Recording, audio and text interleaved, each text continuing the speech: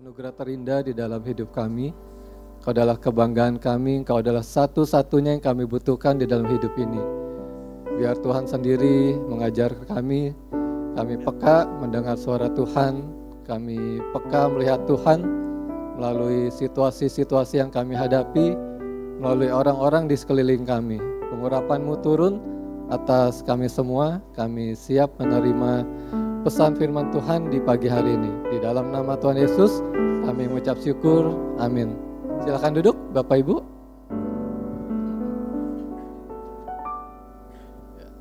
Shalom. Ada yang kaget saya yang khotbah pagi hari ini? Nggak ada ya. Saya yang kaget soalnya. Jadi otoritas itu enak loh. Iya, tinggal nyuruh. Sekitar 3 minggu yang lalu, saya dapat pesan cinta dari Pak Andreas. Victor, kamu yang khotbah di wadah umum tanggal 23 Februari.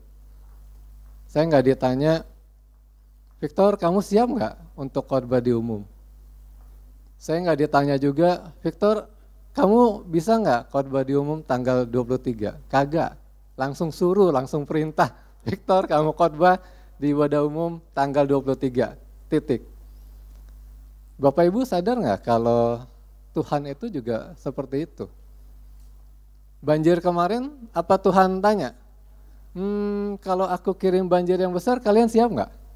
Nggak ada yang ditanya gitu ya. Atau Tuhan tanya, kalau aku kirim banjirnya di malam Sintia, bisa nggak? Atau mau request tanggal lain? Nggak ada ya. Toto hujan besar, brus, langsung banjir, brus. Nggak ditanya kesiapan kita, tidak ditanya kita bisa atau tidak. Ya. Teman kita, Jamie dan Janet, anaknya Kimi, awalnya sakit biasa, ruam-ruam di badan, bawa ke dokter ini, bawa ke dokter itu. Oh, mau difoto ya? Bilang dong, jangan candid. Ya. Awalnya cuma sakit biasa doang. Kemudian bawa ke dokter ini, bawa ke dokter itu, diperiksa, tahu-tahu divonis leukemia, kanker darah. Itu bagaikan petir ya di siang bolong gitu, mendapat kabar seperti itu. Nggak ditanya kesiapannya. Kalau Bapak Ibu perhatikan, berkat itu sebenarnya juga sama. Kita nggak ditanya kesiapan untuk berkat, tapi kalau untuk berkat, kita selalu siap. Kita nggak pernah protes ya. Kemarin ada yang beli sepeda Pak Andreas 40 juta, nggak ditanya kesiapannya, siap nggak nih gitu untuk apa? Dapat pembeli customer, enggak. Bapak Ibu yang kerja di perusahaan, tahu-tahu gaji naik, tahu-tahu bonusnya besar turun. Bapak Ibu yang usaha, tahu-tahu customer banyak, hujan besar tapi tetap ada customer, ya itu tidak ditanya kesiapan, betul ya? Nah, dulu waktu zaman pemuridan, kita semua kan diajar tentang excellent, kita harus selalu excellent, lakukan segala sesuatu seperti untuk Tuhan. Karena kita nggak pernah tahu kapan Tuhan kirimkan Firaun-Firaun di dalam kehidupan kita. Ya, jadi kita harus selalu siap. Nah, contohnya pembeli yang beli sepeda 40 juta. Dia beli sepeda 40 juta, seharga motor mungkin bisa 2 kali lipat dari harga motor, dan dia berkata, ini sepeda termurah yang pernah saya beli. Itulah Firaun. Saya punya pasien, laki-laki seumuran saya, datang ke klinik pakai motor. Pakai motor, kaos biasa, celana panjang bahan, sendal. Ya, waktu itu dia bawa anaknya berobat, sambil berobat saya tanya, namanya Pak B. Pak B kerja di mana? Oh, saya kerja di KPU Kota Tangerang, Dok. Oh iya, saya pikir ya biasa aja ya. Penampilan juga simple sekali, sederhana. Suatu hari saya naik motor, ada papan billboard besar di pinggir jalan. Itu tentang pemilu, ya, lagi zaman-zaman pemilu waktu itu. Kemudian ya ada himbauan tentang mencoblos segala macam. Dan di papan besar itu terpampang foto 5 komisioner KPU Kota Tangerang. Salah satunya dia. Jadi waktu saya naik motor, loh itu kan pasien saya. Sampai klinik, saya cari di Google, Pak B, KPU Kota Tangerang. Benar, komisioner Kota Tangerang, Pak B.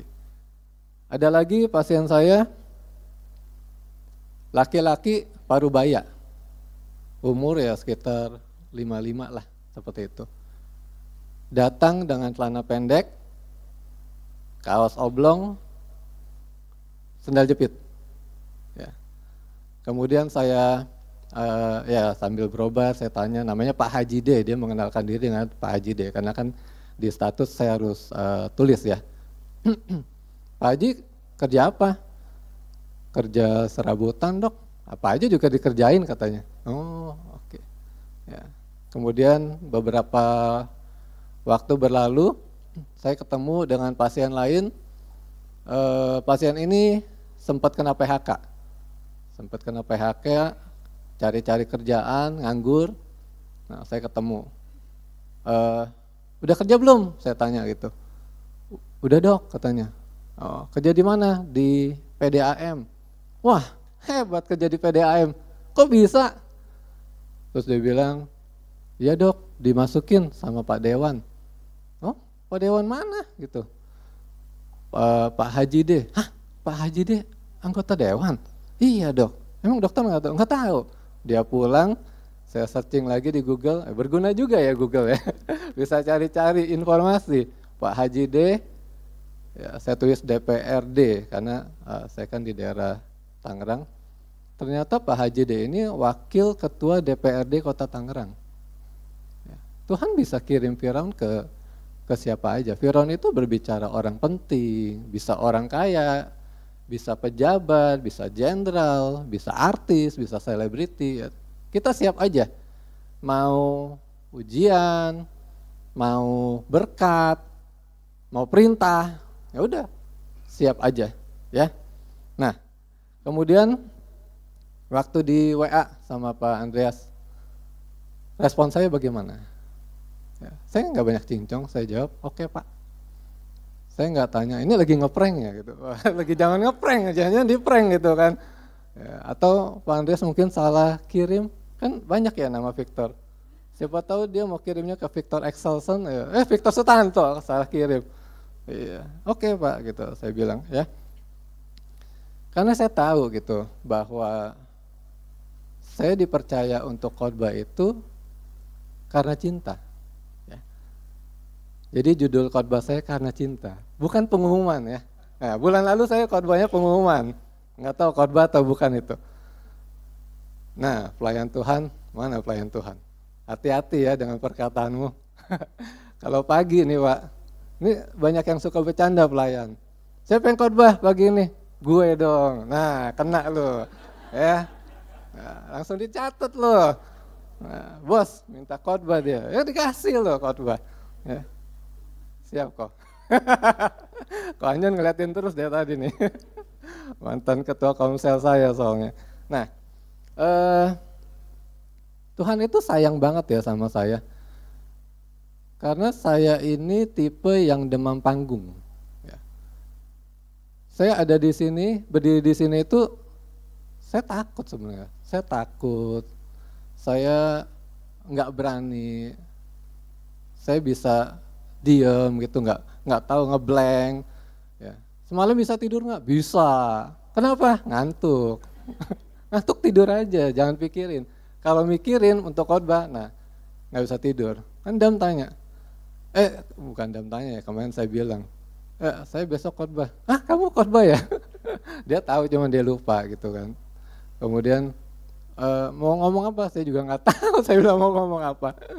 Yang penting jalanin aja, ya, jangan pusing. Oke. Nah, Tuhan sayang saya, Pak Andreas juga sayang saya. Makanya saya dipercayakan. Orang yang dipercaya itu berarti disayang. setuju ya? Pak Kris udah pensiun, tapi disayang sama bosnya, makanya dipanggil lagi.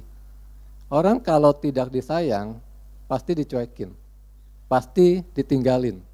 Contohnya siapa? Saul. Ya. Firman Tuhan katakan, roh Tuhan, roh Allah mundur dari Saul. Kalau mundur itu berarti ditinggalin. Makanya roh jahat yang hinggap ke Saul. Jadi hati-hati Bapak Ibu. Kalau kita main-main sama dosa sampai Tuhan tinggalin kita, ya udah pasti bukan roh Tuhan yang ada di dalam kita, tetapi roh jahat yang masuk ke dalam kita. Ya.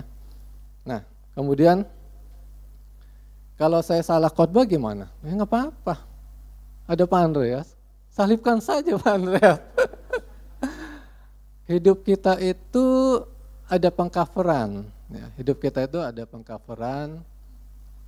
Kalau kita salah, dulu waktu saya masih koas, praktek di rumah sakit, kalau saya salah, ada konsulen, ada dosen saya, ada lagi pihak kampus untuk mengcover.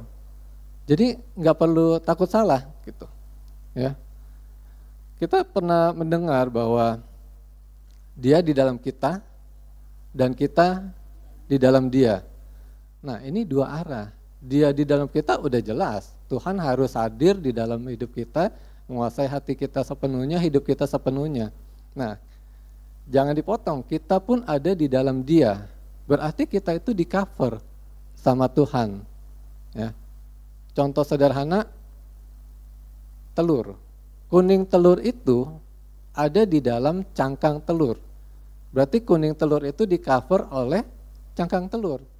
Kalau kita ada di dalam dia, otomatis lah Tuhan cover hidup kita. Jadi apa yang kita perlu takutin gitu? Nggak ada. Ya. Firman Tuhan katakan, akui saja dia di dalam segala lakumu. Ya, apapun yang kita lakukan, kita akui saja Tuhan.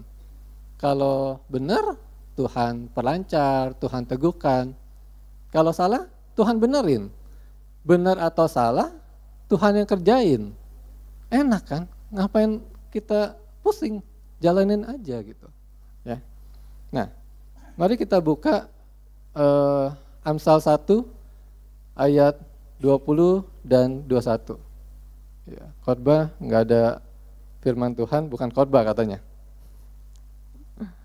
Amsal 1 ayat 20 dan 21, yang udah ketemu boleh angkat jempol kakinya. Kalau jempol kaki susah, jempol tangan boleh. Sudah ketemu semua? Oke. Kita baca bersama-sama, 1, 2, 3. Hikmat berseru nyaring di jalan-jalan, di lapangan-lapangan ia memperdengarkan suaranya. Di atas tembok-tembok ia berseru, di depan pintu-pintu gerbang kota ia mengucapkan kata-katanya. Oke. Saya akan bacakan satu ayat lagi, mirip dengan Amsal 1 ayat 20 dan 21 tadi, dari Amsal 8 ayat 1 sampai 3. Wejangan hikmat. Bukankah hikmat berseru-seru dan kepandaian memperdengarkan suaranya? Di atas tempat-tempat yang tinggi di tepi jalan, di persimpangan jalan-jalan, di sanalah ia berdiri. Di samping pintu-pintu gerbang di depan kota pada jalan masuk ia berseru dengan nyaring. Ya, sama ya kalau kita lihat. Tuhan tuh mau supaya kita peka. Hikmat itu berseru di mana-mana. Kita di gereja itu cuman seminggu sekali. Ya, seminggu sekali 2 jam. Kalau yang pelayan bisa lebih, ada latihan gitu kan, ibadah 2 kali. Tetapi yang Bapak Ibu yang belum pelayanan hanya seminggu sekali 2 jam. Berarti lebih banyak di luar. Kalau mengharapkan hanya mendapatkan sesuatu dari 2 jam, ya nggak dapat gitu. Kita harus peka karena Tuhan ada di mana-mana. Ya, Tuhan mau ngajarin kita lewat setiap situasi, setiap orang-orang yang kita temui.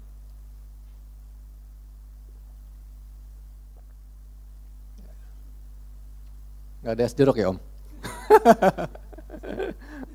Oke, suatu hari di hari Minggu, ya udah beberapa tahun yang lalu,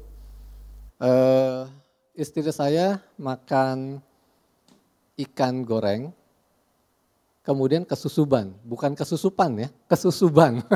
Kesusuban itu berarti apa tuh? Ketusuk ya, ketusuk sama tulang ikan. Nyari dokter gigi di hari Minggu itu susah. Lebih gampang nyari dokter. Dokter mau di mana-mana, mau ke rumah sakit juga ada dokter. Tapi dokter gigi susah hari Minggu. Nah, saya ingat saya punya teman dokter gigi, tinggalnya di Alam Sutra, saya kontak karena di rumahnya dia juga buka praktek. Bisa nggak tolongin gitu? Dia bilang bisa, datang aja. Ya, jadi kami pergi ke Alam Sutra, kemudian jangan ditanya ke Dam ya, dia mungkin nggak ingat apa-apa. Nah, setelah dikorek-korek, diperiksa, ternyata bukan tulang, tapi sirip ikan yang digoreng garing keras. Jadi kalau makan ikan goreng hati-hati ya. Nah, setelah diberesin, pulang sekitaran di Tanah Tinggi, sekitaran di Tanah Tinggi itu tiba-tiba Dam nyanyi gitu, nyanyi lagunya Doraemon, tahu ya? Aku ingin begini, aku ingin begitu, ingin ini, ingin itu banyak sekali. Tuh Risa, suaranya jelek, makanya jangan suruh nyanyi. Kemarin dia WA, suruh saya nyanyi, saya nggak mau. Nah, oke. Udah itu dia mungkin capek ya dikorek-korek, dia nguap, ngantuk mau tidur. Nah, begitu dia tidur, Tuhan ngajarin saya di hati saya gitu. Tuhan bicara, Tuhan bilang, Victor, manusia itu seperti lagu tadi. Mau ini, mau itu, banyak maunya dan gak pernah puas. Ya. Hubungan manusia itu seperti Doraemon dan Nobita. Ya. Nobita kan minta ini itu ya, Doraemon mau ini, Doraemon mau itu. Doraemon keluarin, tada, dari kantongnya gini, tada. Gitu. Nah, manusia kan juga sama ya, sama Tuhan. Tuhan mau ini, mau itu, mau berkat, mau pekerjaan, mau jodoh, semua juga mau. Tuhan kasih kan, tada, tada. Nah, kalau Bapak Ibu pernah nonton kartun Doraemon atau pernah baca komiknya Doraemon, Nobita itu karakternya nyebelin, nggak tahu diri gitu. Tapi Doraemon itu sayang banget sama Nobita. Manusia kan juga gitu ya. Manusia itu nyebelin. Kita nyebelin, saya nyebelin. Ya. Nggak tahu diri. Dosa, lakuin lagi. Jatuh lagi di tempat yang sama. Tapi Tuhan sayang banget sama kita. Nggak pernah tinggalin kita. Ya, jadi kita peka mendengar suara Tuhan lewat hal-hal yang biasa sekalipun. Gitu. Ya. Nah, tahun 2005 Bapak Ibu mungkin pernah dengar penyanyi Indonesia namanya Marcelo Tahito. Tahu ya, panggilannya Elo. Ya, beberapa tahu, berarti seumuran saya. Yang nggak tahu berarti anak-anak sekarang. 2005 Elo nyanyi lagu yang hits di tahun itu. Saya nyanyi ya. nyanyi dikit ya. Tapi nggak usah pakai musik. Ya. Nyanyinya gini. Selamat tinggal kasih, sampai kita jumpa lagi. Aku pergi takkan lama. Tahu ya lagu itu ya? Saya lanjut ya.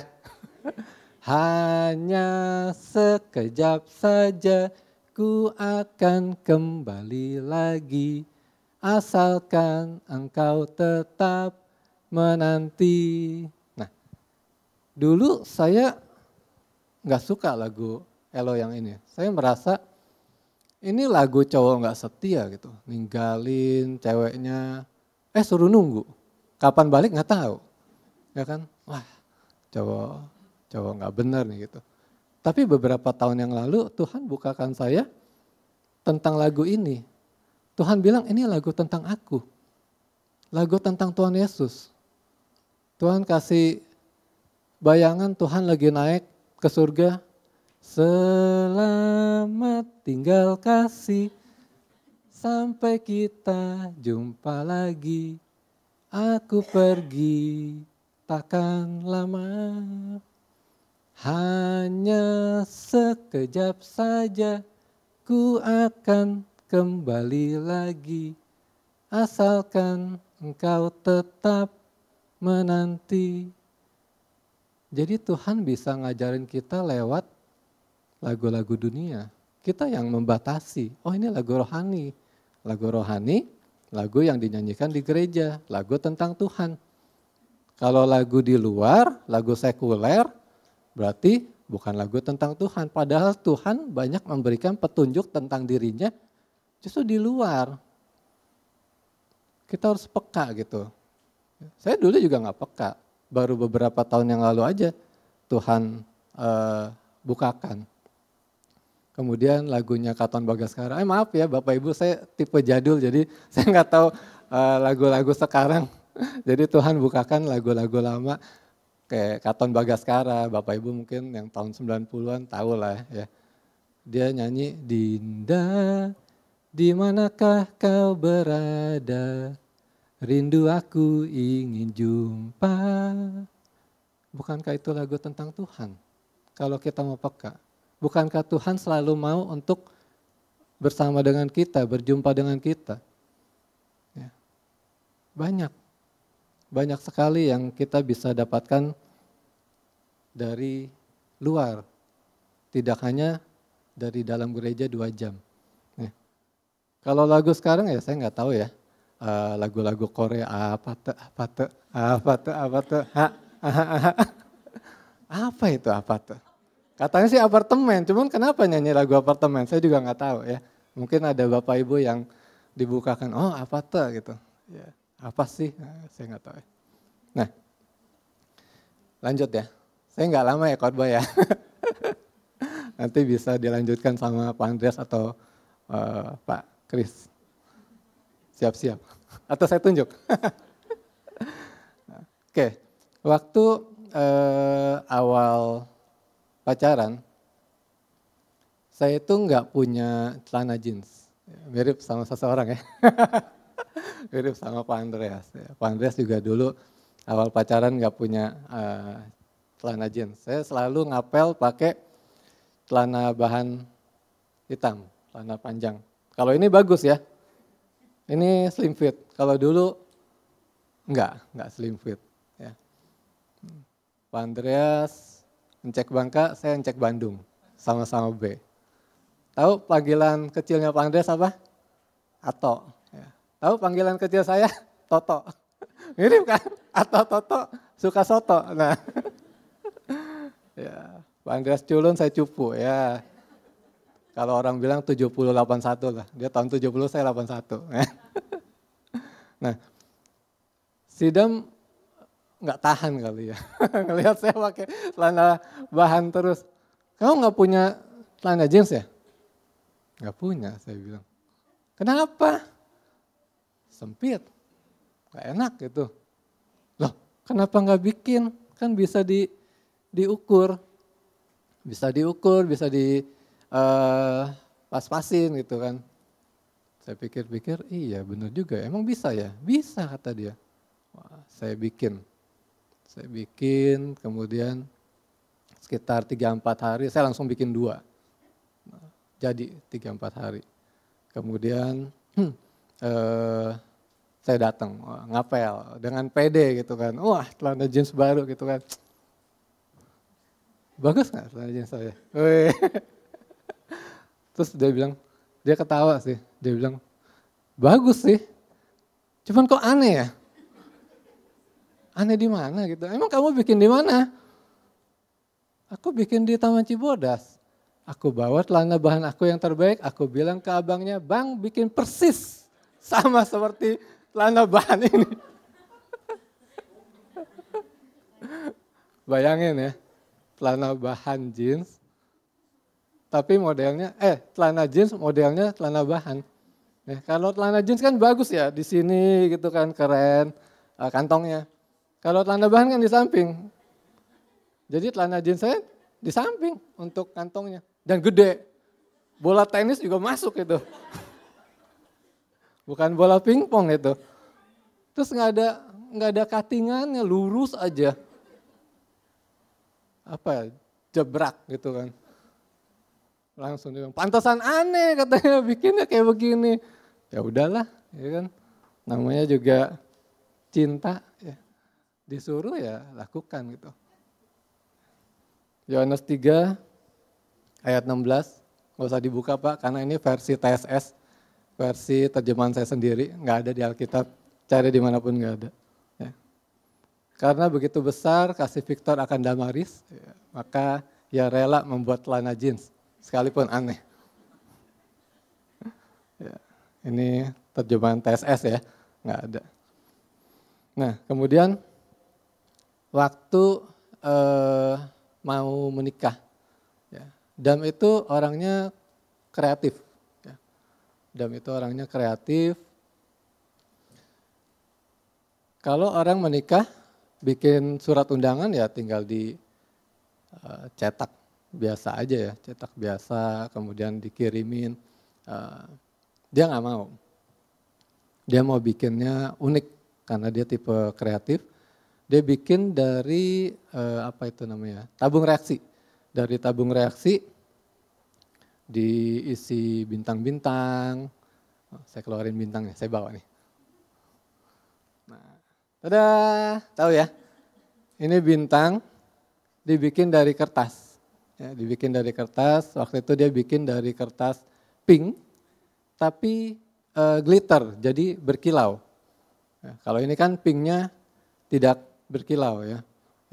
Kemudian dia cetak undangan juga dari kertas kalkir, dimasukin ke tabung ya, beberapa dapat undangan. Jadi mungkin tahu bentuk undangannya seperti apa. Nah dia bikin 1000 bintang. Banyak loh 1000 bintang itu. Ya, 1000 bintang ini dia masukin ke dalam toples dan semuanya glitter, berkilau. Ya. Suatu waktu dia teriak, saya pikir kenapa gitu, kenapa ada kecoa, ada tikus. Terus dia bilang, ada 1 bintang yang gak berkilau. Bayangin ya, itu toples 1000 bintang, semuanya berkilau, ada 1 bintang tidak berkilau, dia bisa lihat. Jeli banget matanya untuk hal-hal yang tidak penting. Habis ini saya tidur di luar. Wow, 1000 bintang, 1 bintang gak kilau, ya udahlah saya bilang kan. Cuman 1, masih ada 999 bintang, gak masalah dong gitu. Dia gak mau. Wah, dia gak mau, dia minta dianterin ke ASMK untuk beli kertas glitter untuk bikin 1 bintang. Ya.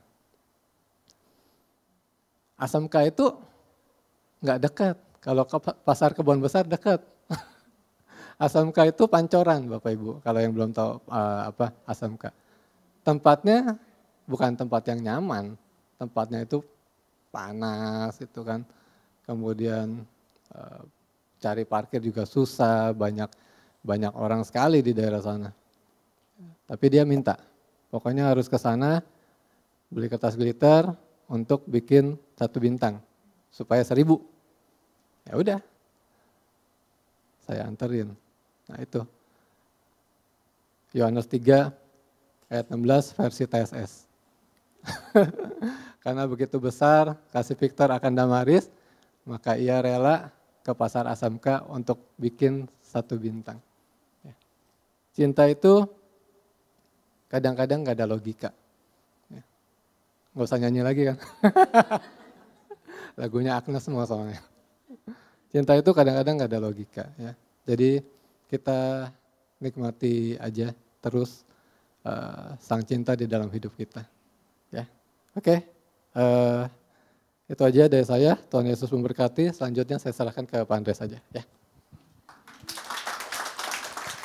Luar biasa. Terima kasih Victor. Karena enak juga kan? Habis khotbah pokoknya berapa menit tinggal kasih. Saudara, kita dalam Tuhan tuh enak.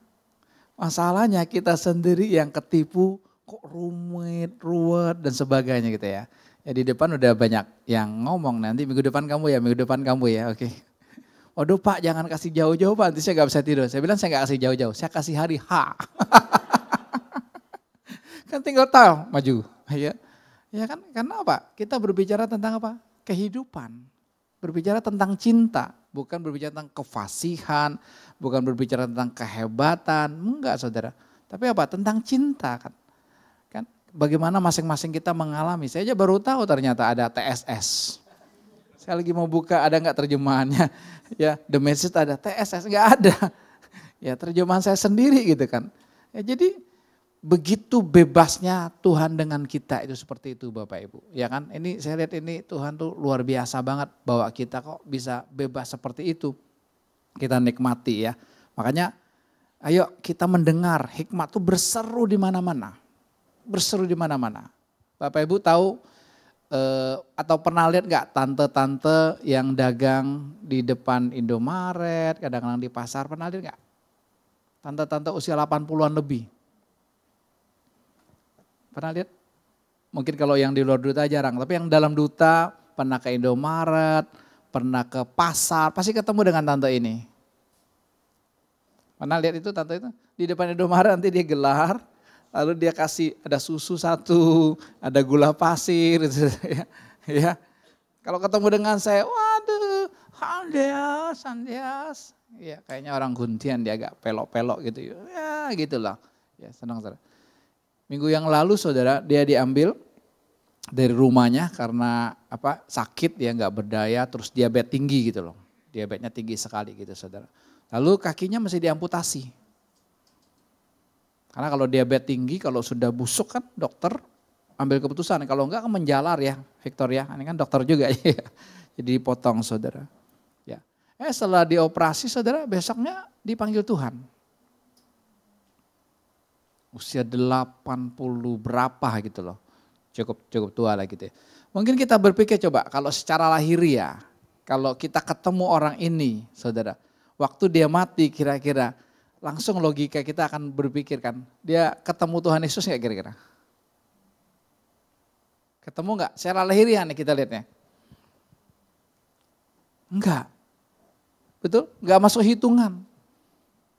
Kita kalau ketemu dia pun enggak masuk hitungan. Paling-paling kalau kita belas kasihan atau ya udah kasih gitu loh. Tapi bagi kita pun enggak masuk hitungan gitu kan ya.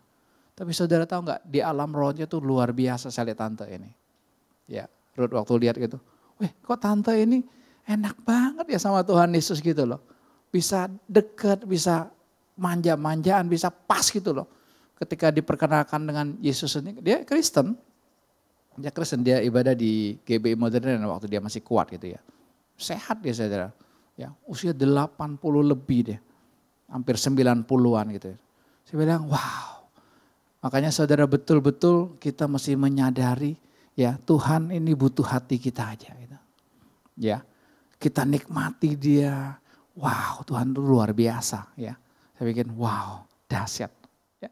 Tapi kalau orang mati mungkin kita lihat wah hidupnya hebat, pelayanannya luar biasa. Kita berpikir pasti ketemu Tuhan, belum tentu.